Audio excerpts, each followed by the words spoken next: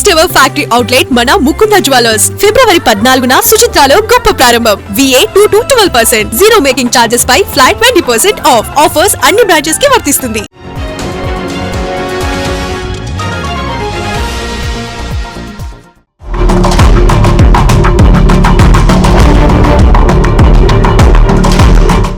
దుబాయ్లో కేదార్ అనుమానాస్పద మృతి. హత్యేనన్న అనుమానాలు బలపడుతున్నాయా? పోస్ట్ మార్టం నివేదికను ఎందుకు బయట పెట్టలేదు? డ్రగ్స్ కేసులో నిందితుడిగా ఉన్న నిర్మాత కేదార్ మిస్టరీ మరణాలపై సీఎం రేవంత్ రెడ్డి అనుమానాలు. ఆ మరణాలపై కేటీఆర్ ఎందుకు స్పందించట్లేదు?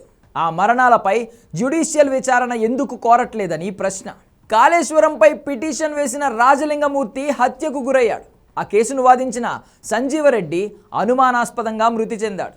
డ్రగ్స్ కేసులో నిందితుడిగా ఉన్న కేదార్ కూడా అనుమానాస్పదంగా మరణించాడు. అయితే వీరికి బీఆర్ఎస్ వర్కింగ్ ప్రెసిడెంట్ కేటీఆర్కు ఉన్న లింకులేంటి? తెలంగాణ సీఎం రేవంత్ రెడ్డి వ్యక్తం చేస్తున్న అనుమానాలు ఏంటి?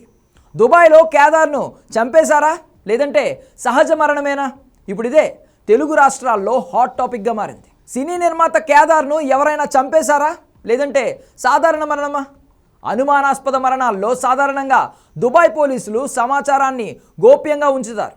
కేసు తేలేదాకా వివరాలను బహిర్గతం చేయరు. కేదార్ కేసులోనూ ఆయన మరణానికి కారణాలను వెల్లడించలేదు.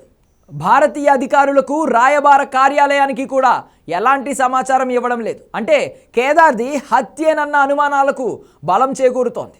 కేదార్ చనిపోయారనే సమాచారం అయితే వచ్చింది, కానీ అసలేం జరిగిందన్నది మాత్రం ఇప్పటి వరకు బయటకు రాలేదు. కేసుపై క్లారిటీ వస్తేనే దుబాయ్ పోలీసులు క్లియరెన్స్ ఇస్తారు. గుండెపోటుతో చనిపోయారని చెబుతున్నారు, సరే, కానీ అక్కడి పోలీసులు ఎలాంటి స్పష్టత ఇవ్వలేదు.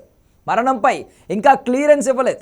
కేదార్ చనిపోయింది దుబాయ్లో కాబట్టి అక్కడి పోలీసులపై ఎలాంటి ఒత్తిడి ఉండదు. ఎలాంటి కారణాలతో చనిపోయారో బయట పెట్టే అవకాశం ఉంది.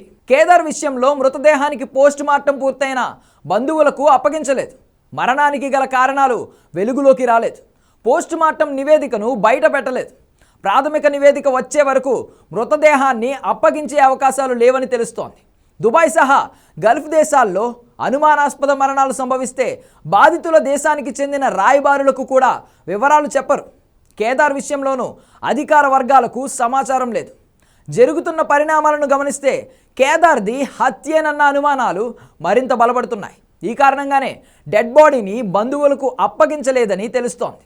ఒకవేళ తమ దర్యాప్తు పూర్తయితే కౌన్సిలర్ ఎక్సాస్ అనుమతితో తొలుత భారత దౌత్య కార్యాలయానికి సమాచారం అందిస్తారు.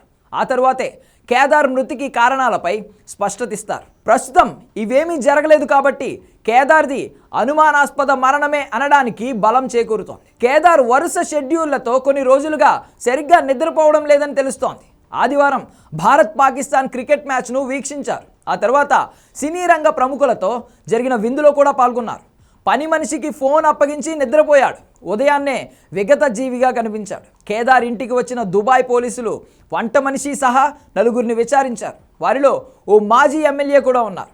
సదరు మాజీ ఎమ్మెల్యే పోలీసులకు స్టేట్మెంట్ ఇవ్వగానే భారత్కు తిరుగు ప్రయాణమైనట్లు తెలుస్తోంది. ఇప్పుడు ఆ మాజీ ఎమ్మెల్యే ఎవరన్న దానిపై మిస్టరీగా మారింది.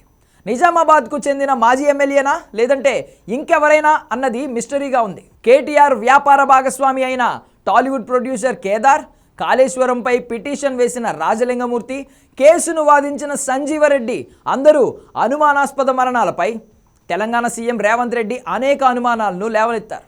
ఈ 3 మరణాల గురించి బీఆర్ఎస్ వర్కింగ్ ప్రెసిడెంట్ కేటీఆర్ ఎందుకు మాట్లాడడం లేదని ప్రశ్నించారు.